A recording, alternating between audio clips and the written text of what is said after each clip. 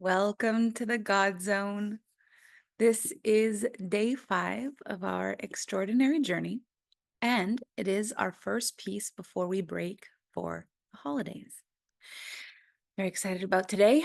I have a thing that came through for me to do in this program, and so I want to tell you about it.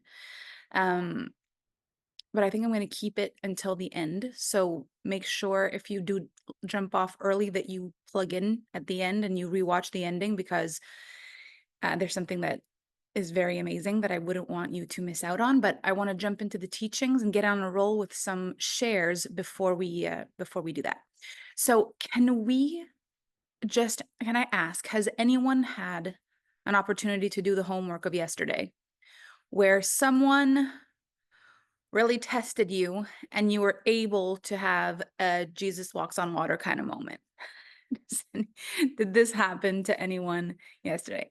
Thank you, Linda. That's so kind. Okay, Cynthia says yes. Cinthya Font, let's have you come up.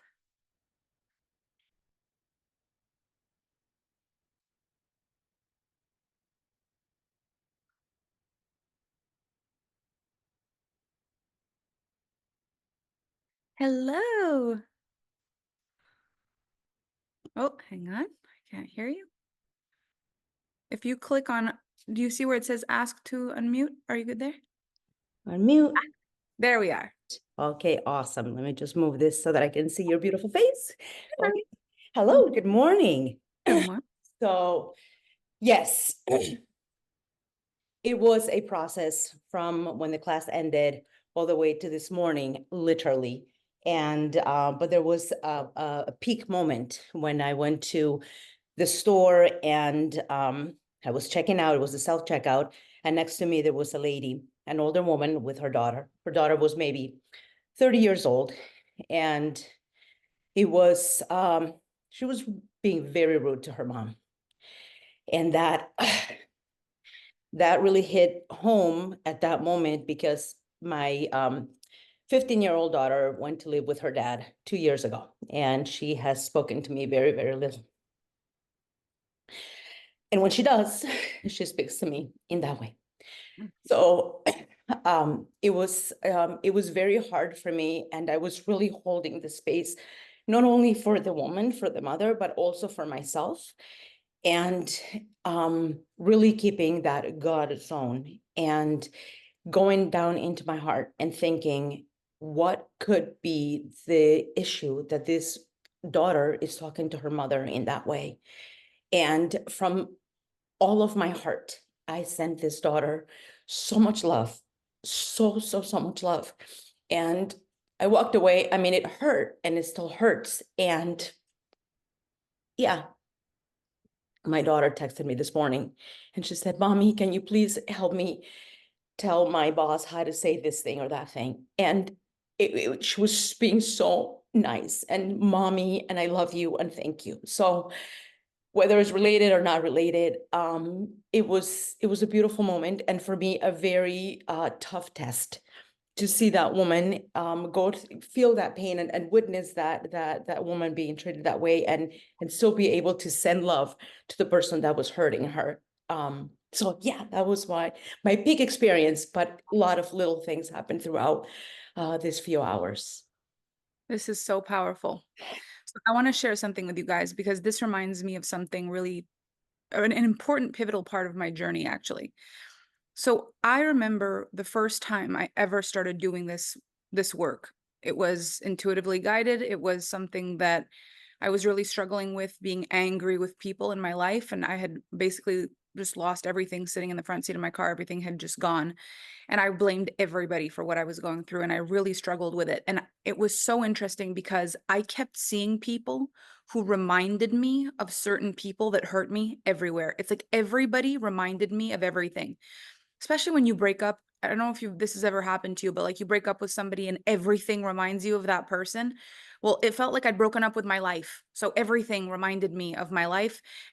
Things, the music, the people, the everything. And most of it, because I was in a bad state, felt bad. And so I was sitting in my car one day and I got the intuition to do this homework that I'm telling you right now, which is to just every time I see the people that remind me of the bad thing, instead of making them responsible for the bad thing, somehow making things softer for them. And it happened slowly but surely. But the first person that it ever shocked me the most with was listen, I got to a place that was so bad. I had Googled how to make your ex-boyfriend cry. Like, I was not in a good place. I was like revenge 101. And he was the first one that I mean, I could see him everywhere. Everyone reminded me of him, especially the jerks. Anybody who would just be a little entitled or a little condescending or a little too anything. Like, I saw him in everybody. And so I started doing this work first and foremost around him. And the weirdest thing happened because we were in a really bad place. He had fired me from my job, and I couldn't work unless I was 200-kilometer radius away from my hometown. So I'm all by myself after a breakup. Like, it had separated me from my family. He knew I was struggling. Like, it was just the worst, the worst, the worst, the worst. And so I started doing this work. And whenever I saw someone that reminded me of him and something got activated, I rewrote the script for that person, and I somehow released them from whatever I imagined, and I gave them their own identity, and I gave them their own story, and I gave them their own stuff. And there were a couple of times where I forgave a stranger for their behavior in such a way that it made me think about how hard I had been on this ex-boyfriend. Like, I don't know if I've ever given him the compassion I'm giving these strangers. I don't know if I'd ever considered his feelings the way I'm considering these strangers' feelings. And one day, out of nowhere, he called me to say sorry. Mm. But the thing that was special about this day is the night before I had met a person that I would normally have fought with in real life. This person was so condescending to me, and I had nothing to lose anymore. It took everything for me to just not lose it at this person. But I saw my ex so clearly, and I saw my triggers so clearly, and I totally reacted differently. And it was like within 2 or 3 hours, he messaged me and he was like, "I just wanna tell you, I've been thinking so much about you, and you didn't deserve any of it, and I'm so sorry." Like, a real apology. And that was never lost on me. It really, really marked me. Later on in my personal development journey, I told my client about this because she was going through a very similar thing in a breakup, and she was telling me, "Everybody reminds me of him, and I'm fighting with all the guys at work because they all remind me of him, and they're all telling me what to do in their condescending way, and they remind me of my ex-husband and this and this." And so I told her this, and she said, "Oh, like Oho'oponopono." And Mm. I said, "What's Oho'oponopono?" And she said, "You know, the Hawaiian thing?" And I was like, "I have no idea what it is." And she said, "Oh my gosh, read the book." So I read the book. And when I read the frequency of the book, I had chills everywhere on my body, because what the book really does is you basically ask for forgiveness and love. You say, "I love you. I'm sorry. Please forgive me. Thank you." Like, I'm not sure what the order is. I haven't read this in years, but this just really hit home with me, your story, because the fact is, it's like you're untangling the frequencies of your own life through other people. So what we will often do is we will see other people that remind us of things that we don't like. And even though the stranger means nothing to us, we will tangle annoyance, pain, hatred, frustration, judgment, lack, whatever it is, towards a person we're thinking about that's entangled energetically with the person we're seeing, because we're all connected based on the call we talked about yesterday. We're all the same, we're all connected. So the fact is, if every time you see, let's say every time you saw a child speak like that to their mother, you had a feeling of disgust, of anger, of pain, and you connected that, even without thinking about it, to your own relationship with your daughter, it would be impossible for it not to have an effect somehow in the world, and for her to feel something, either a moment of annoyance or frustration or something that would be not, "Let me call my mommy this morning to get some help." But last night, when you saw a person react that way and you gave love to the stranger, you technically gave love to your daughter without even knowing it, because in the forgiveness you gave the stranger, you found forgiveness for a person who behaved the way your daughter did, and there was a piece of forgiveness that landed and opened a pathway. And so I started really, really loving that work, and I started teaching or telling every client that I had to read this book. But the craziest thing happened. 9 out of 10 of the people who read the book told me, I don't understand it. Mm. I get it in my head, but it doesn't change anything in my body. It doesn't feel true.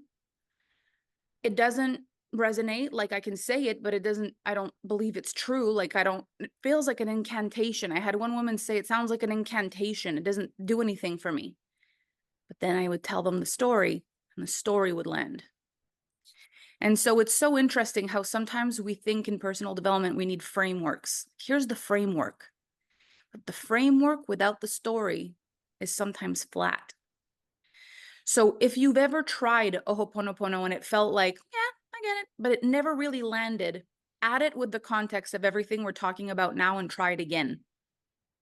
I think you'll be floored by how deeply it runs. Because the thing about this is, like, we're all tangled with vibrational strings, all of us. Everything reminds you of everything.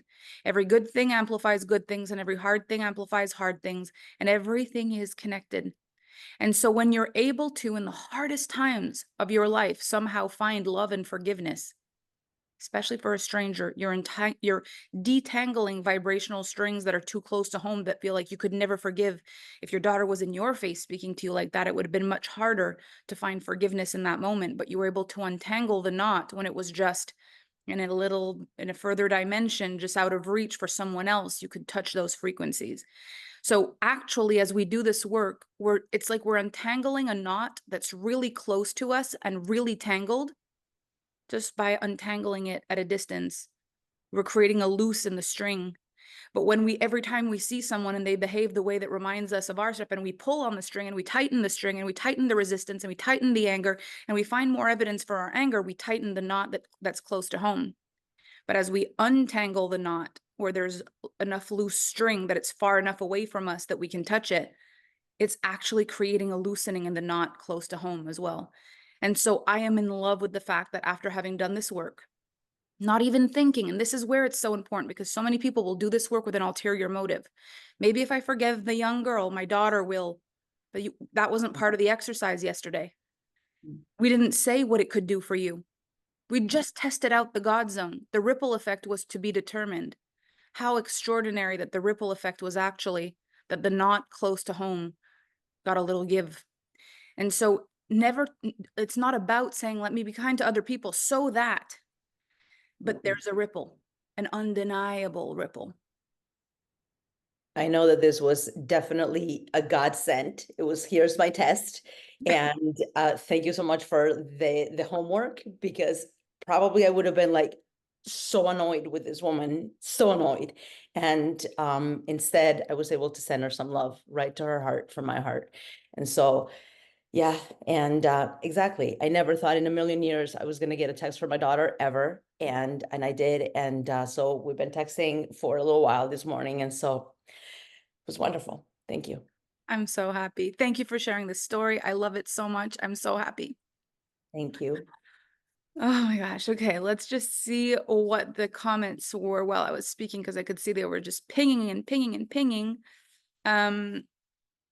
So much wisdom in this, so beautiful. I bought the book in Hawaii.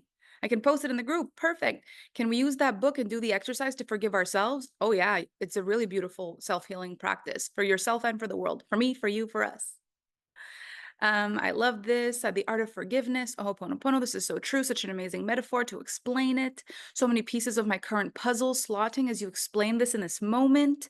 Perception is projection. This is me. Hasn't fully landed before. I'll definitely try it again. This is amazing. So, okay. So Francien wrote, in the God zone, I love you. I'm sorry. Please forgive me. Thank you. So that's the order. I love you. I'm sorry. Please forgive me. Thank you. I think, or unless that's exactly what I said, and maybe it's not the right order. I'm not sure. Okay, so I don't tell so many of my stories because they're gnarly, but this is the thing, like, I've had gnarly stories, but then when you show up differently in their stories of the past, they actually unlock codes for people. So I forgive myself for who I was because I didn't know. Now I know. I think that I needed to be who I was so that who I've become matters. If I was just born this kind, perfect little person and I grow up with all these nice little things, it's like, that's one thing, but to have used these techniques to change the way I see and think and feel, I think that's really special. Okay. So there's another story that I want to address in here because it actually made me cry. I just loved it so much. I mean, a lot of your stories made me cry. It's just crying. So every time I read your stuff, I'm just like, oh my gosh, this is so beautiful.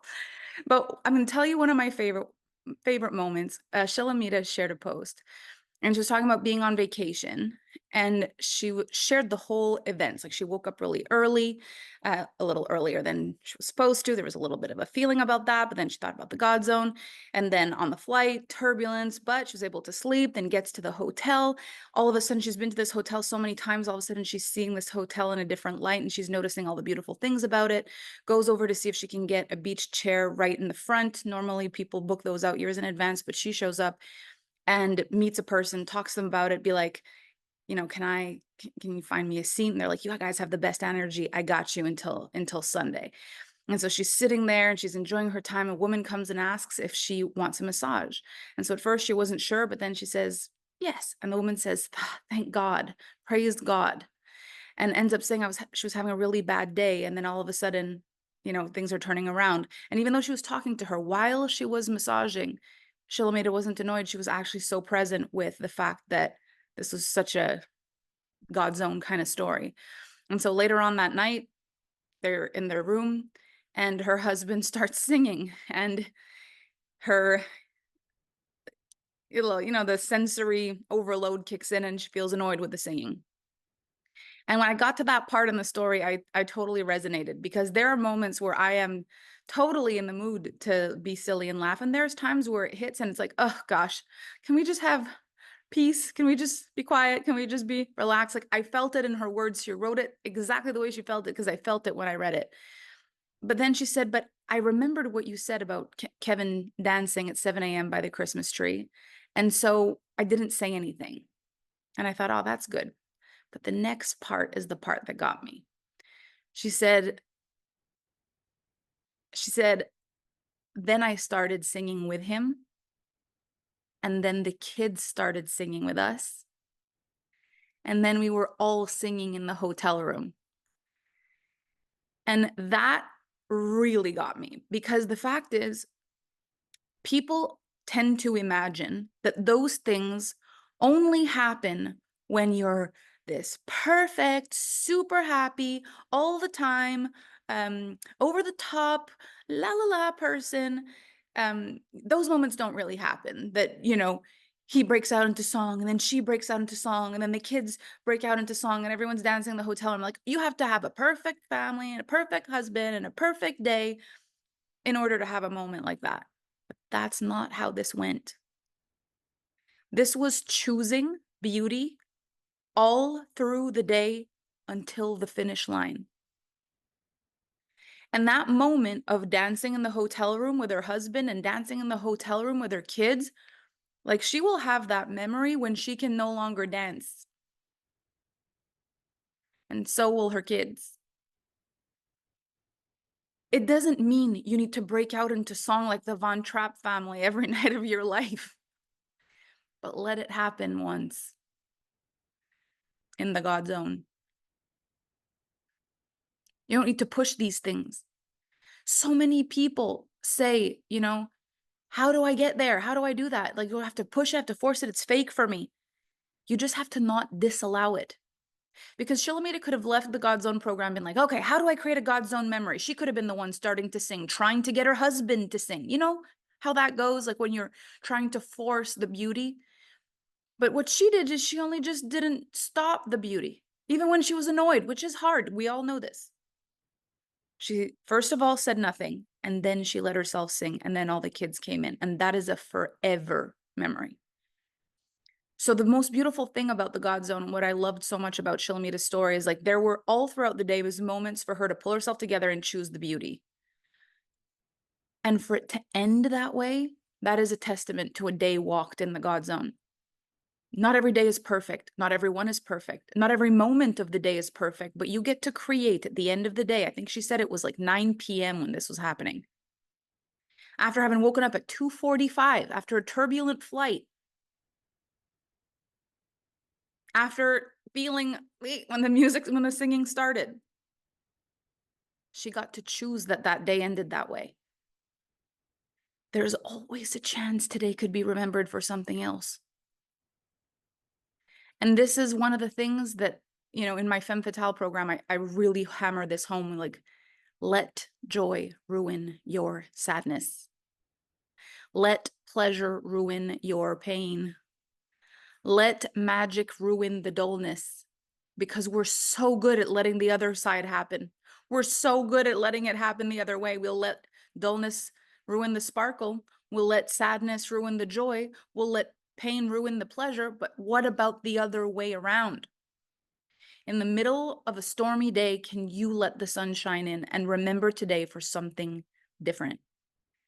I think of all the incredible things that happened that day. Arriving in a new destination, walking through a hotel lobby, getting a massage, sitting by the water. All of those things are incredible things, but I think that the one thing that will stand out forever is the singing in the hotel room with her kids and her husband, because that is just such a unique, different thing. And that happened at 9 p.m. after a big day. It ain't over till it's over. And every day that we have is a gift, one that we can choose how we live it all the way through the finish line. So don't give up on a day, because it can always be remembered for something else. No matter how good it is, no matter how hard it's been, there's still a good memory in there at the end of the day. So Shilamida, I really wanted to thank you for sharing that story, because it really got me. And so many of your stories got me. I'm really blown away. So as we move into the discussion, there's something else I want to talk to you about that's very much in alignment with this. So we tend to imagine how things should go. And to me, one of the words that I really realized I think I'm allergic to, I have an aversion to this word, is the word should. As soon as I say it or anybody else says it, the energy of the room changes. And it's so funny because I hear a lot of people say that that's not a good word. And when I talk about this, I've had clients in the comment section say, don't should on yourself, which I think is the funniest thing. Like, you should all over yourself. You should on yourself. Like, don't should on yourself. It's not good, because it takes away what is and it puts something that can't be. So it's basically saying this moment is incorrect. If you want to say, I'm doing this, but I want to be doing this, you could say, I could. Because I could still keeps the door open for something else. But I should means what's happening right now is incorrect. And I feel like anytime we believe truly that what's happening right now is incorrect, we forget we're in the God zone. Because how could it be incorrect in the God zone? So if it's like I should be further along by now, but you could say I could be further along by now. If I focus and I really work on this, I could be further ahead. That's so different than I should, because I should feels like this moment is incorrect. I really should go and buy the groceries. I could go and get the groceries right now. And then you choose whether you want to or not. Because could is just as valid. It's just one makes this moment incorrect, and the other one makes this moment changeable. I really should go to the gym. I could go to the gym.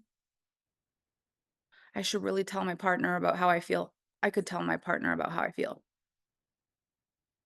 I really should be making more money in my business. I could be making so much more money in my business. It shouldn't be this hard. This could be easier. This word has changed so much for me, because I realized most of what I talked about was in should energy. Should feels like it's ruined, it's over, and it's wrong. I should have said that. I should have done that. I should have gone there. It's over and it was wrong. So if you change the word should with the word could, you realize you're still in the God zone, because in the God zone, anything could happen. Anything could happen. Even at 9 p.m. after an exhausting day, you could end up singing with your husband and your kids in your hotel room. Even after having been annoyed with the song, it could happen. But with should, oh, I shouldn't be so annoyed. I shouldn't have reacted that way. I should, but I could. I could opens all the doors.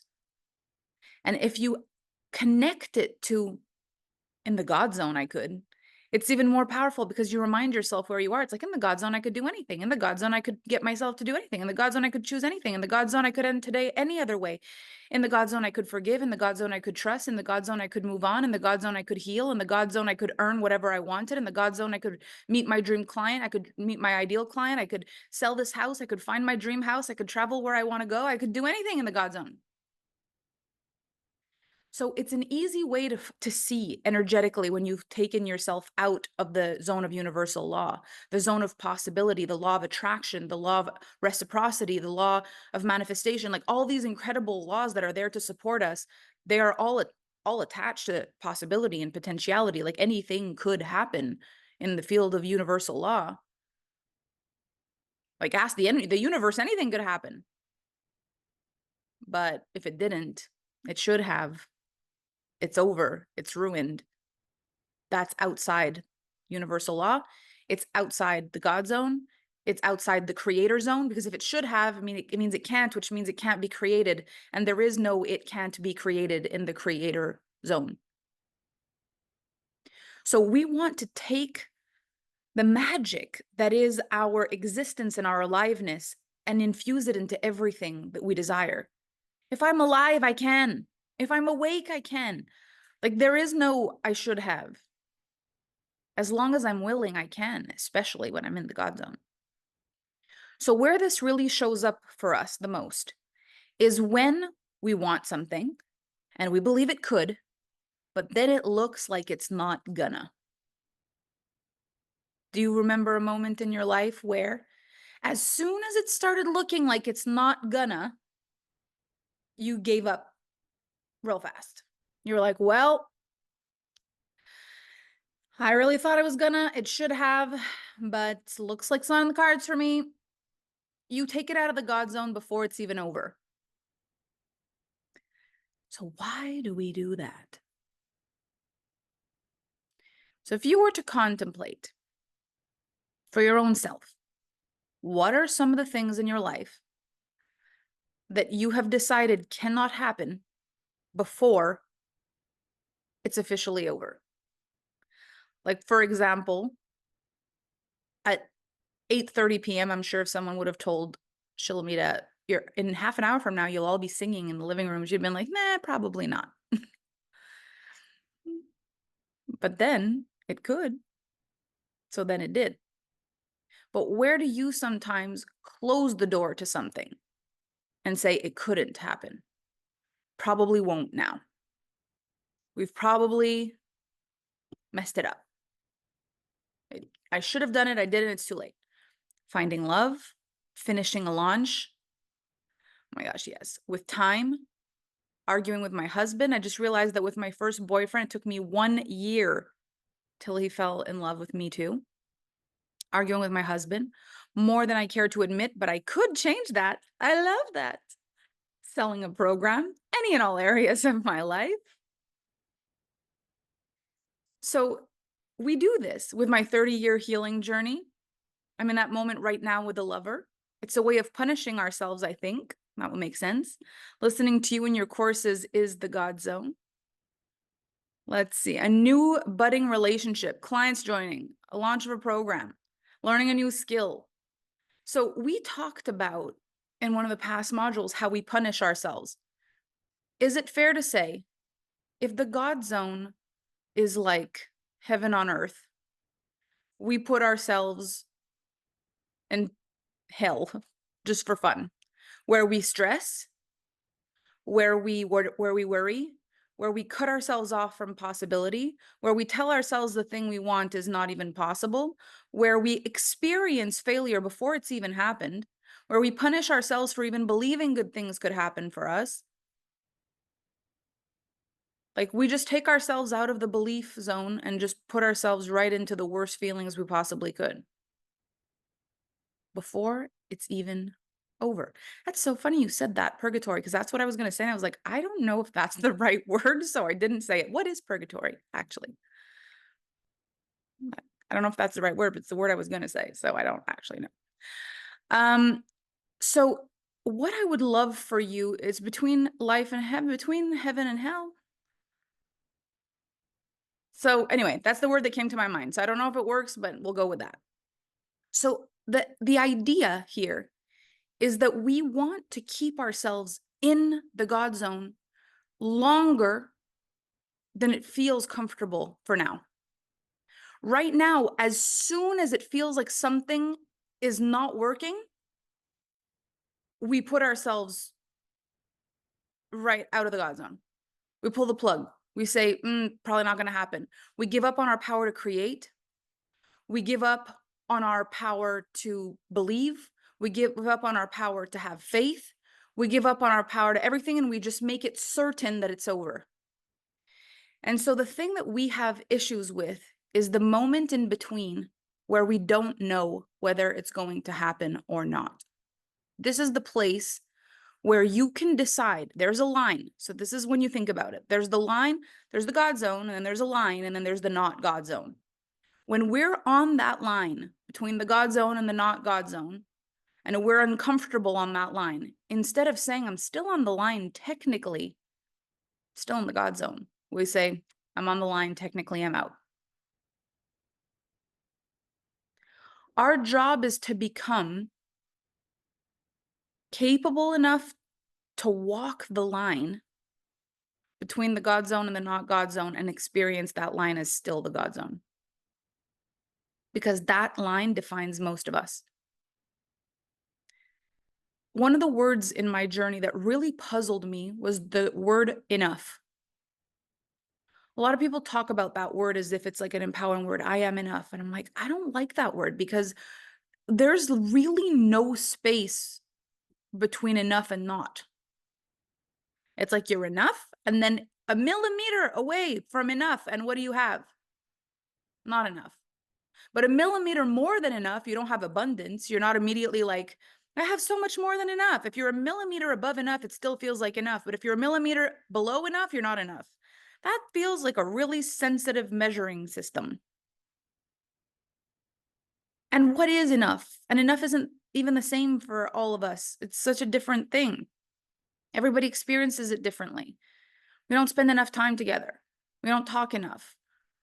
You don't listen to me enough. We don't have enough intimacy. We don't enough. What does that even mean? Like, it's just the line that shows you you're almost out. And it's very difficult for us to build anything good on that line. But most of us live most of our lives on that freaking line.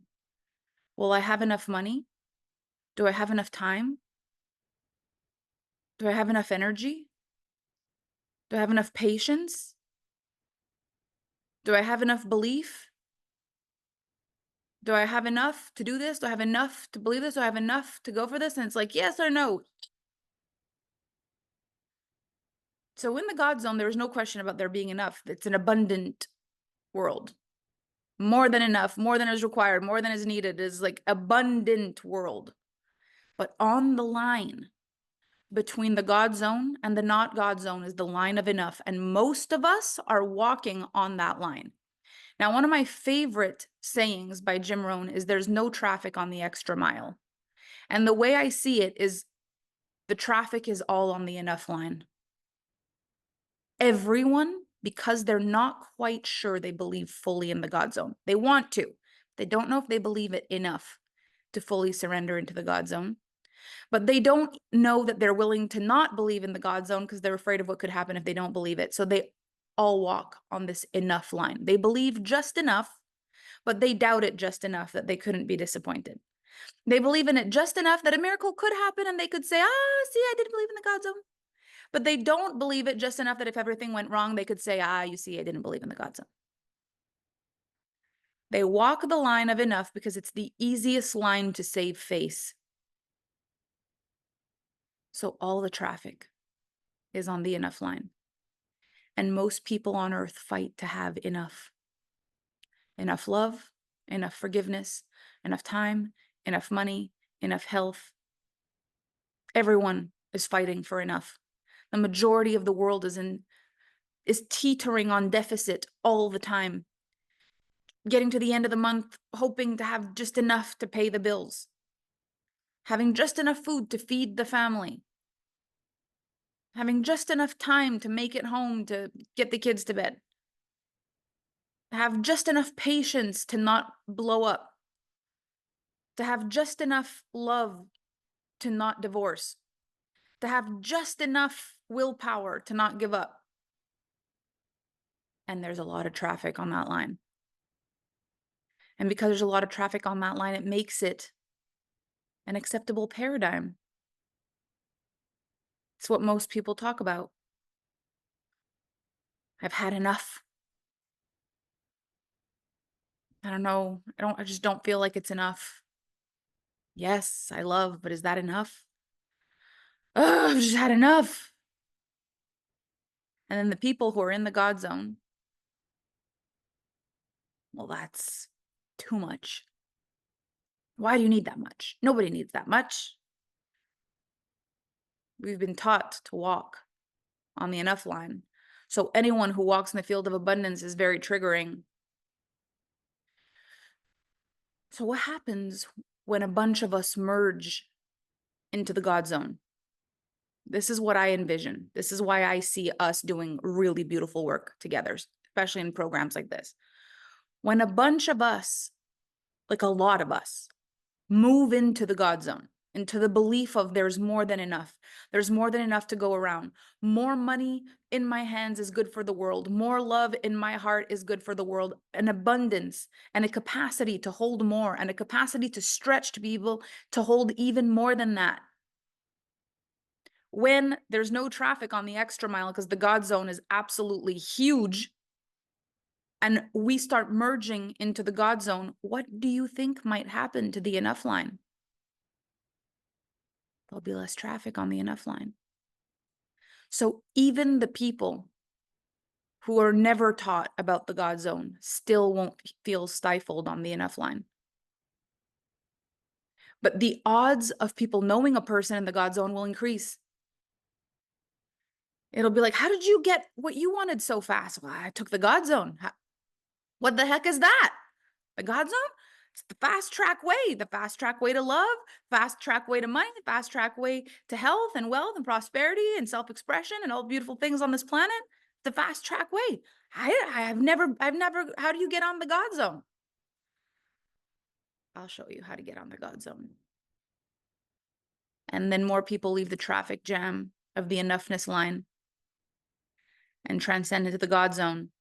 There's an abundant God zone. There's space on the enough line and people aren't being kicked out all the time. And that's what I envision for us. More people living in the God zone.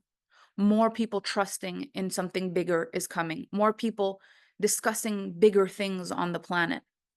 More people talking about abundance and gratitude and beauty and miracles and magic, and that becomes the mainstream conversation. Where people say, I feel like you've changed. You talk about the most amazing things. Like, how is your life like this now? I feel like you weren't always like this. What happened? And you get to tell the story about how your life changed instead of telling the story how you couldn't find a parking spot. And then some jerk scratched your car on the way out. And then you almost dropped your coffee on yourself and burned yourself. And you know, this one woman once sued somebody because it didn't say that it was hot on the coffee cups and she won. And then do you know that blah, blah, blah, blah, blah, blah, blah, blah, blah, and your whole days end up talking about something terrible? What if we talked about miracles and that was normal? What if at dinner, when you were sitting with your family that you love more than anything in the world, the conversations around the dinner table was like, I have to tell you this story. You'll never believe this story. Listen to what happened today. Listen to what happened today. Listen to what happened today. And you're just filled with the knowing that miracles are surrounding you and your family. And every single person at that table has experienced them. And they feel like it's normal to talk about it. And they feel excited to tell you about the miracle. And those are the stories. We're not talking about the weather and the price of gas. We know those things. What we talk about is the miracle story that happened today. What we're talking about is the thing that's just the best story. And people are like, what? That's the best story. Have you told Jim about this story? He's going to freak out. Oh my gosh, Jim, listen to this story. Such a different story, such a different energy than, oh no, that's terrible. I'm so sorry to hear that. Let's not go too much into it because Jim's going through a really difficult thing right now. And I feel like if we talk about that, it's just going to amplify some things. But I'm here for you and I'm so sorry. And this is terrible. And this is really bad. And it's so awful. And it's all, and look, let me get your mind off this and tell you my terrible story because I have an also even worse terrible story. And you think you've got it bad, but I've got something so bad it's going to make your sad story feel like nothing. Oh, that's helpful. Not. Yes, there needs to be a place for us to speak about our sad stuff. But the place you speak about the sad things is the place where it's possible for things to change, or your feelings to transform, or for you to feel held and supported in a way where all of a sudden the momentum can move through you and you can process the feelings and all of a sudden there's an opening. And that's not how we talk about our stuff. It's like, oh, you think you've got it bad? Let me talk to you about my worst thing. And you're like, oh, well, you don't care about my bad thing. You just wanted to tell me about your worst thing. I matter even less than I thought I did when I sat at the table with you. So a God's own world would be a world where everyone has something magical to share. And the crazy thing is, I have watched clients of mine get on a phone call with me in the worst possible state. And as soon as we start talking about what they may have manifested recently that was great, they start telling me about miracles. And within a few minutes, they're a completely different energy. And I've often had people say, like, I don't even remember what I was upset about at the beginning of the call. It feels so insignificant now. Or I've had people say, thank you so much for reminding me of all the beauty I have in my life. I think I'd forgotten. That's why that other conversation got me so down. Or thank you for talking to me about this because it made me realize I could still hold on to the possibility that the first thing I tell you could still change. I'm talking about it like it's over, but the truth is it isn't. There's still a possibility it could work. I just gave up on it. So thanks for talking about miracles because it reminded me I didn't need to shut the door on the thing I started the conversation with. It isn't even definitely over yet. When we open our mind, we start to see what's possible. So what's going to happen now in the next few days, a couple of weeks before the next part of the God zone, is you're going to live your life and you're going to see all kinds of family members and you're going to have moments either by yourself or with family or with a partner. There might be drinking. There might be people who say things they don't mean. There might be, overspending and feeling resentment. There might be perfect reactions and celebrations. There might be the perfect Christmas moments, and there might be moments to test your God zone. But this is my most beautiful advice I can give you from the God zone. It's not about everything being perfect. That's not what makes a good story, and that's not what makes a good life. What this is about is your ability to reconnect to the beauty of your life no matter what just happened. It's the ability to say, I could have a difficult moment and then find a beautiful moment within moments of each other. I let joy ruin my sadness. I don't expect you to have a perfect holiday season at all. As a matter of fact, if you did, you'd have very little opportunity to practice the God zone. You'd get to practice gratitude, but there's something even more beautiful about the God zone because the God zone is, I touched gratitude again, even after this frustrating moment. I bounced back so fast, I blew my own mind. I could have, and I didn't.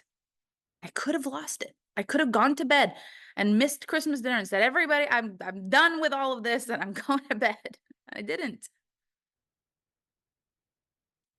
I somehow found something more strong inside of me, more capable inside of me, and I changed the trajectory of the day. Let me see what this says. Can you give an example? Can you give an example of how you switch the energy of a space when you're the only one in the room who speaks the language of miracles and the rest spin out on in a flame? So here's the most beautiful thing. You can be grateful that you're in the God zone. And so you would use yesterday's homework. You would lean back and watch these people, whatever it is that they're going through, and feel absolute gratitude that you can tell the difference between their experience and your experience. And you say to yourself, if I were living the exact same experience they are, I would not be able to see the difference between my experience and their experience. I would just be on the not enough line with them. And you might listen to their story and send love to their story, like, gosh, I hope they're able to find peace around this story. You listen to their complaint and you say, gosh, I hope they're able to find peace tonight in their sleep. I hope somewhere along the evening tonight they let joy ruin their sadness. You send love. You send forgiveness that this is happening on Christmas. Like, such a shame that this is so normal for you that you don't realize you have an opportunity for a beautiful day and you're really hurting yourself. Today is such a beautiful day. But you don't make them wrong for it. You just feel gratitude for the space and the ability to see so clearly what the enough line looks like when you're in the God zone. Like, wow, this is such a beautiful seat I've got. I'm so grateful for the seat. And softly, without trying to change things, you could later on say, if at any point you guys want to play a game, I have a game I'd love to play. And just play charades or play cards or whatever it is that you want. Let me see this. I'm having a block with this. I grew up with a dad with no emotional intelligence. He feared emotions, so he would often shut ours down.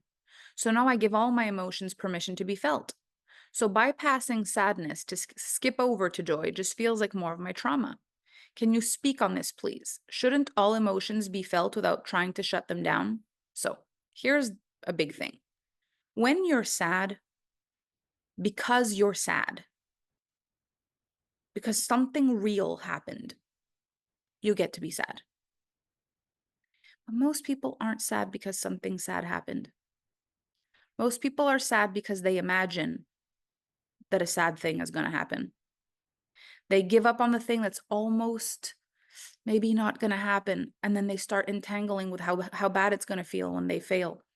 The bad thing hasn't even happened yet. Most people imagine they don't matter in a room where they actually really matter and feel sad that they feel like they don't belong. And they're sad about something that isn't really there. So when there is real sadness in your heart, you're going through something, and it's a sadness that's got to be processed. We don't want to bypass that. But there's times in your life where you're like, gosh, I just hate that I'm so sad right now because I shouldn't be sad. You know those feelings when you're like, I don't know what's wrong with me. It's Christmas. It's beautiful. What the heck am I doing? And I'm just so frustrated and I'm just so annoyed and I'm just so this and I'm just so that. This is where we very often compound our emotions. And it's like these emotions aren't even based on something. They're based on fear of lack of something, and you're entangling with them because maybe you think you've ruined your day because you've let sadness in and you're annoyed that you let sadness in on such a beautiful day. Or you said something and then you feel bad about having said it. Now you're obsessing about the fact that you said something and it feels like everybody else moved on, but you're wondering if they're still thinking about it. And now you're sad about it and you feel guilty and you feel ashamed and you feel.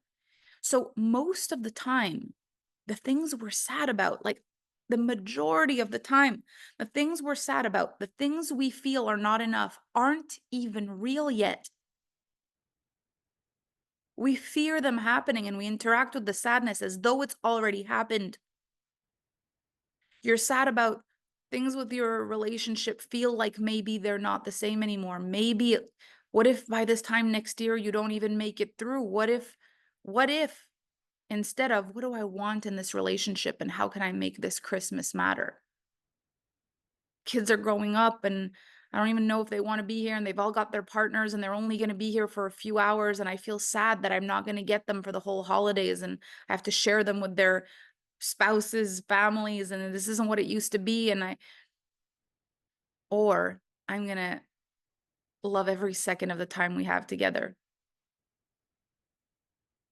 instead of being sad while I have them, thinking about the fact that I won't have them for long. So sadness isn't always real. Sometimes it's anticipation of sadness, and you just start feeling it in advance just to be prepared. Most of the time, That's what it is. So when you're really sad because of something, of course you're allowed to feel it. But I think what the big breakthrough that I found in life is most people don't want to be sad. They want to be happy, but they bypass real sadness. So when they're actually sad, they pretend they're fine. They don't lean into support. They don't get coaching or mentorship or therapy, or they don't talk it out. They pretend it doesn't exist. They numb it. And when there's nothing wrong, they talk about really negative things nonstop and try to get support for how they feel. So it's about actually focusing on the realness. And there's another part of this that I think is really important. And we do work on this in Femme Fatale also, which is the beautiful sadness. And so Christmas time is also a time, the holidays are also a time that brings up sadness for the people you miss, the people you've lost, the people you may not be able to spend time with. If you're single at Christmas, that can be hard. If a marriage or relationship ended, if you newly lost a member of your life that you love and they didn't make it to Christmas, like those moments, the moments of peak joy also can bring up for you moments of nostalgia and pain. But there is a beauty in sadness. And so what I've really done that has changed my world is that when I'm not sad yet, I don't act like I'm already sad. I don't start preparing myself for the sad that is to come. I feel joy all the way through the God zone, especially on the line between the God zone and the not God zone, where it's like I could very much unplug it, but I'm going to stay in the joy because I'm still, even though I'm on the line, I'm still on the line in the God zone. And when something happens that does break my heart, I let it be a beautiful sadness. And what does that mean? We talk about, the people who create the movies, they create the movies in the creator zone, in the art zone. There is an artful sadness where you actually cry, but you cry out of love, pain of love, of heartbreak, of missing somebody. There's something so beautiful that you can even access that sadness. You can sit and look out the window and watch the snowfall and cry. You can go for a walk and feel the cold on your cheeks and pray to God for the pain to be lifted. You can run a long bath with a bubble bath or rose petals and just cry and let yourself be held by the water and just know this moment of sadness will pass, but in this moment it deserves to be lived because it's in honor of feelings that you feel for beautiful things. Sadness isn't bad. And I know for a lot of people, processing loss around this time of year is extremely difficult because it's like, this is the time to be together. So when there's someone missing, you feel the lack. But that's love. It's just painful love. Can you see the beauty in painful love without rejecting it? So in this line of thought, it's like, there is no bad sadness. When you're actually sad, you're sad because of something you love that you lost. So it's beautiful. You don't want the people that you love to be sad forever when you go, but the sadness they feel will be a testament to their love. It's okay that you cry when you're sad, but to cry before you're sad, in anticipation of sadness, mixed with disappointment and anger and blah, blah, blah, all these feelings that technically are usually in the mind, there's no beauty in that sadness. It's more like pressure in the sadness, self-projected mean things you've said to yourself, stuff that's not even real or true that you've decided you're taking on as the truth and punishing yourself for. And for that, it's not about bypassing it, it's about questioning it. It's about asking yourself what else is available. If you were in the God zone, is that what you'd be thinking about? But there is such a thing as a beautiful sadness in the God zone. And if you think about any good movie with a sad scene, that's the scene that wins the awards. It's the fall to your knees scene where you can barely breathe in pain and grief. It's beautiful because it's love lost. It's what it feels like. Love out of sight. the feeling of wanting something with all of your heart and loving it and not being able to touch it or feel it or have it. But that's sadness in the God zone. It's beautiful. It means something. It matters. It has its place in your life. It has a scene where you'll never forget the pain you felt and it was beautiful and it meant something and you would never erase it because it was the symbolism of love and beauty. That's not most of the sadness we feel. We feel manufactured sadness caused by thoughts we think that are not nice about things that haven't even quite even happened yet, just so we're prepared and not surprised by the pain we would feel if it didn't happen.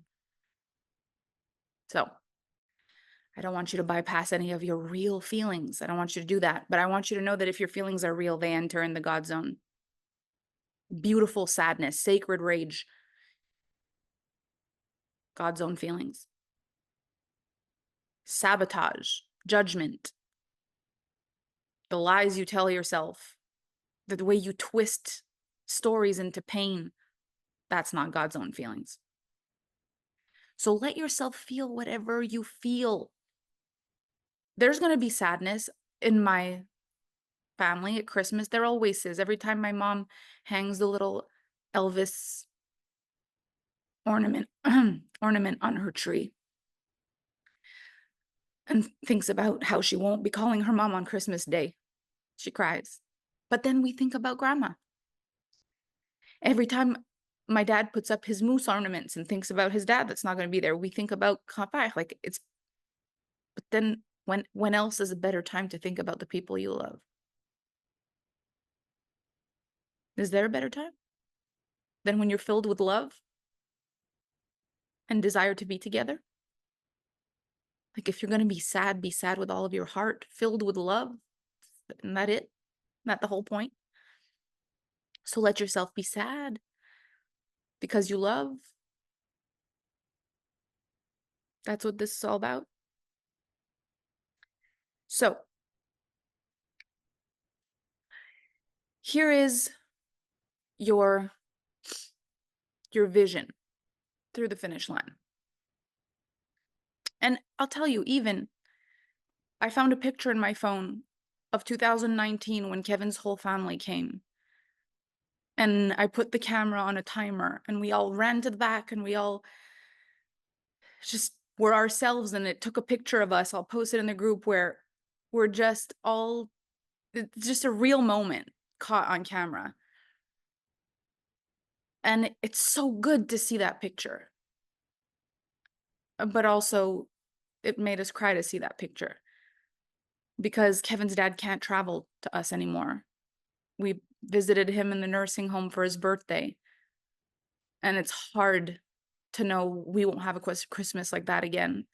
Those memories, they're beautiful, but they also make us miss what was. But that's beautiful. It's a beautiful sadness. So let yourself have that. It's not wrong. It's beautiful. It's the meaning of life. No matter what the grief is that you're going through, remember, we're all the same. We've all been through it or we're all gonna. No one here is meant to have everybody they love live their whole life. And if that does happen, that means a lot of someone's are going to grieve you. You either outlive everyone or they outlive you. Someone's going to cry. But that's the beauty of life. It's what makes it mean something. It's here as long as it's here and then it's gone for all of us. So what are we going to do with that? And what are we going to do about that?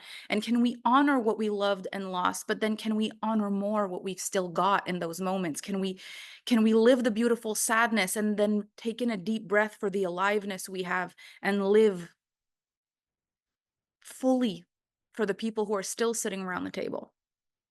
These are the kinds of God's own thoughts. Wouldn't it be worse if we didn't miss who was gone? If there was no love, if there was no grief, if there was no pain, wouldn't that mean less meaning? This is a work of art, then there's sadness in the picture. There's dark, there's light, there's grief, there's pain, there's pleasure, there's joy, there's all of it. So allow yourself to feel. Just know what's a really beautiful God's own feeling and what is the thing in your mind that's spinning something. It's not really exactly correct. So, what I would love for you to be able to do in the next few days, weeks until our next session is to notice which of your feelings are God's own feelings and which ones aren't, even the sad ones, even the forced joy ones. You'll notice sometimes you think you've got to be happy. You're going to push joy. You're going to pretend you're grateful. You're going to pretend you're happy just because you think that's a God's own feeling. Ask yourself, what's the real feeling that would be a God's own feeling right now? Contemplate things. When you're annoyed with somebody, question it. Say, what would be really available here for me like right now? And am I allowed to be annoyed? Yes, of course I'm allowed, but can I contemplate it? I think anger can be a God's own feeling, depending what you're angry about. You just have to look like the sacred rage when you want to howl at the moon, when you want to drive to the edge of a cliff and scream with all of your soul because of an unfairness in this life. Like, yeah, of course you can have God's own anger. Jesus had it. He flipped the tables when he was mad. Like, there is sacred rage, but are you mad about something that's stealing your joy, that has no value in the God zone? Like, there's no purpose. There's no soul to the anger. It doesn't move anything. It's not a catalyst for anything. It doesn't it doesn't it doesn't empower you to move. It doesn't give you passion. It's just you're mad.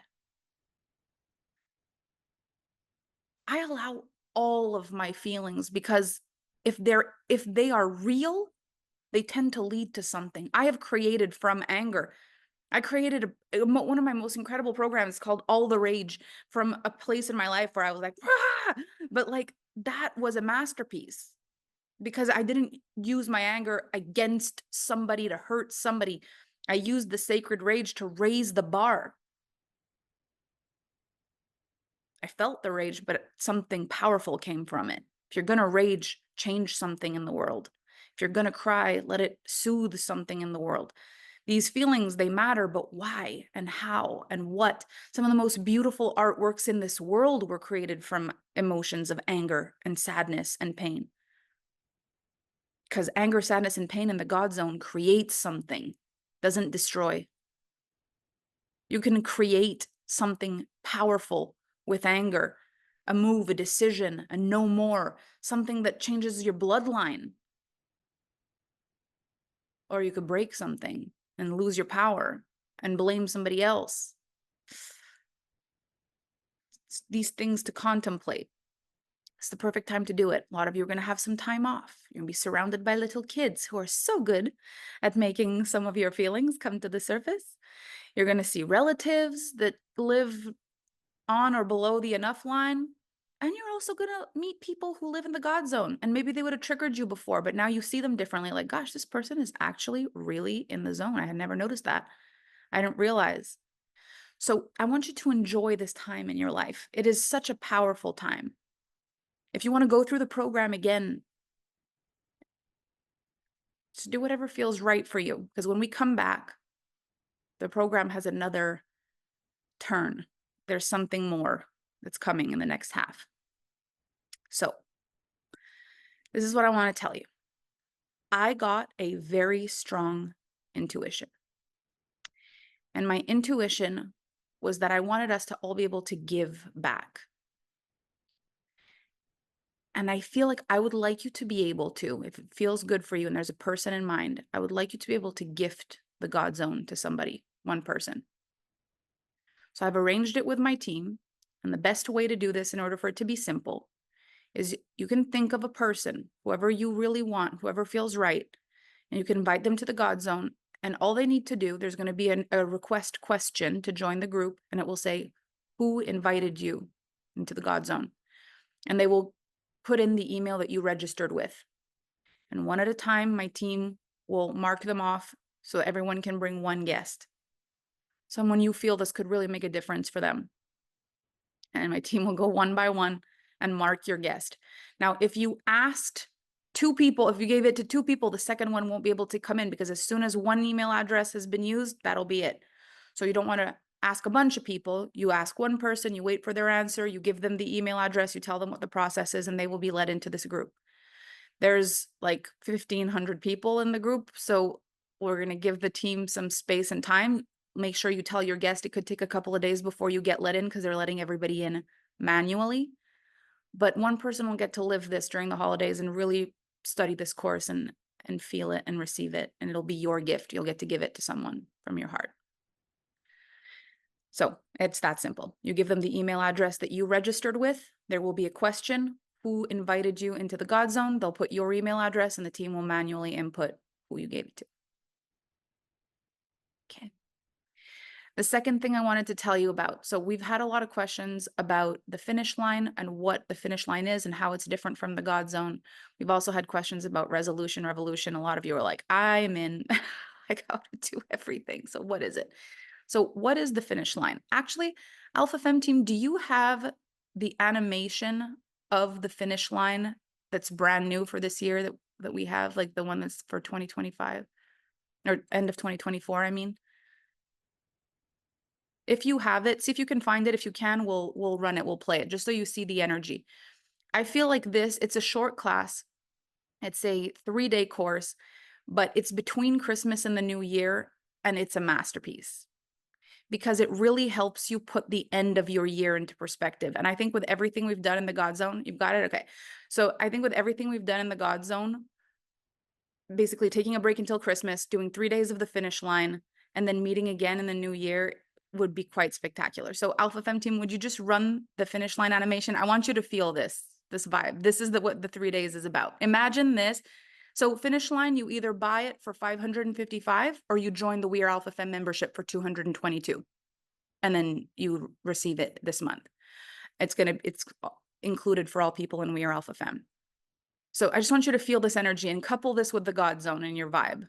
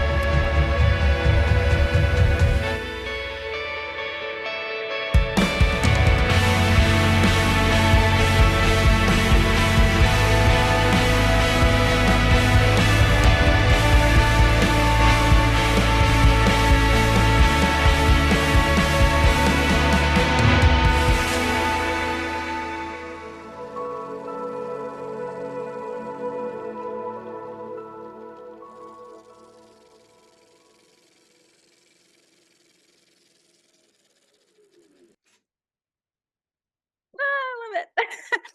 So the vibe of this is just having you anchor in 2024 in a way that you take it and store it in your memory bank differently. The way I process this with you, it's like we will extract everything from this year, and the way you will remember this year, no matter no matter what happened for you.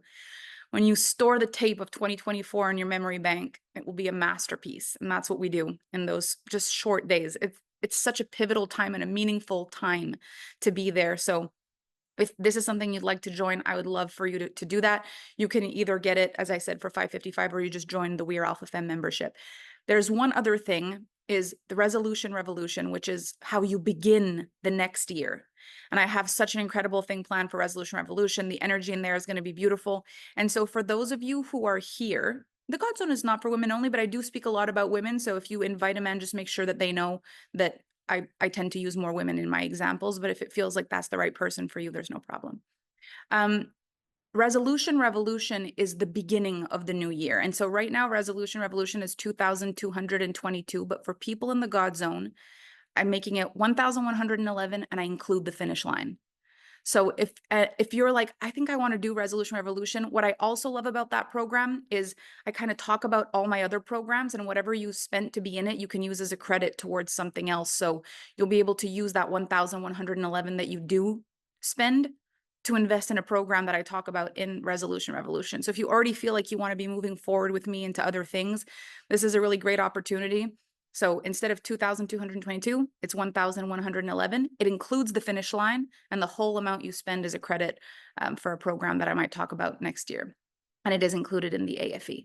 So if the Alpha Femme team wants to put the link in here, you can absolutely do that. If not, I'll put it in the group when we hang up, and I'll email it to you as well, just to make sure you have everything you need. If not, you just spend the rest of this time, the next 2 weeks, really focusing on what you've learned in this program and keep telling stories. I don't know if you've noticed, but reading other people's stories in here keeps you in the God Zone. Just noticing how maybe someone had a conversation with a parent, or someone had a conversation with a spouse, or they let something not ruin their day. Like, just noticing that that happened for someone else is an inspiration. Like, I could do that. I could have told that story. I did something so similar happened for me, and I forgot the God Zone. And because of that, I acted this way instead of that way. I want to be inspired by this. Thank you for the stories. So you can use this space like a diary all through the holidays. Every day something beautiful happens to you, let us know. And if you take yourself through the sequence of this program again and again, you'll just do the same things again. You'll have a moment with your morning coffee one day, or morning beverage, and then you'll have another beautiful miracle day in the day, and then you'll have a moment with yourself and your body, and then you'll have a moment to forgive a stranger, and then you'll have, it's like, there's just so many beautiful things that you can do over and over and over again, just using the homework in this program. But if you can, check with yourself daily. Ask yourself simply and softly, am I in the God Zone? Because you know the answer to that in any waking moment of your life. There's a way you feel when you're connected. There's a way that you feel when you're in the zone. And there's a way that you feel when you're not. And it will be so easy for you to connect to that feeling and say, okay, I know I'm in the God Zone, or I know I'm not in the God Zone, and take action based on what you've learned here. Let me just see what people are saying. Where do we find the finish line in We Are Alpha Femme? We're going to put the link in the group in a moment. I'd love to know more about Resolution Revolution. Perfect. We'll send that. That link took me to a sales page for the God Zone. But where's the gifted page? So you don't actually need a gifted page for the God Zone. You're really going to invite them to the group. So you'll give the person the link to the Facebook group, only the Facebook group. And there's going to be a question that's going to show up that says, who invited you to the God Zone? And they will just put your email address that you used to register. That's it. So you tell them this is the email, this is what you'll need to get in, and that's it. My team will just cross-reference it with the email that you used to get in, and that's all. Just remember, if you invite 2 people, the second person will be declined because it's 1 person per person. Okay. Let's see here. Isn't there an activation before Christmas? This is true. So Jacqueline also has incredible things to be adding to this as well. Activations, deepenings, like she's got so much beauty for you in this group as well that is coming for you. Let's see. Resolution Revolution is beginning of January, beginning to mid-January. I'm overflowing over here. What a beautiful gift. I'm so happy. May I offer my gift in the Alpha Femme group? We won't let the gifts happen in the Alpha Femme group because there's too many people and it will create chaos. And what I would prefer is that this is someone that comes from your heart. Like, think of a person. Instead of it being like an auction, have it be a gift. You feel the difference? Like, and if you can't think of anyone, you don't have to give it. But if there's someone, then you get to give. Let's see. Are the other programs recorded or live? They are live. They're live, but you get replays. So you'll be able to watch the replays. I'm on my way to Venice for a romantic weekend with my lover right now before Christmas. What a GodZone moment. Sounds so amazing. My girlfriend's going to be so happy. This is so great. This is so great. So enjoy the activations with Jack. I think you're going to experience something with her that is so powerful. And after everything we've talked about and her work in the GodZone, I think this is going to be the most incredible activations. Alpha Fem team, do you mind telling us exactly the time that the activations are coming? December 23rd at noon. And then there'll be more in January as well. Thank you, Lenny. You're a true gem and light. Thank you for this. My friend will be so ecstatic. This is so great. This is so great. So then the other one is December 30th at 12. Thank you, Cinthya. Thank you, Melanie, for giving us the GodZone. It is my pleasure. Happy holidays, Alpha Femmes. Happy holidays, everyone. So I am giving you so much love, whether I see you outside of the GodZone in another program or not. I wish you the most beautiful memories, so much love in your heart, and the power to reconnect to what you want to live. That you take your power back and that you open your heart wide open and you let yourself feel whatever there is to feel with love and grace and meaning and power. You deserve memories in your mind that last a lifetime, and you have the perfect opening to create those kinds of holidays right now. Not because they're perfect, but because they were in the GodZone. So thank you from the bottom of my heart. This has been an honor and a privilege, and I look forward to finding you once more in 2025 as we continue the GodZone. See you soon.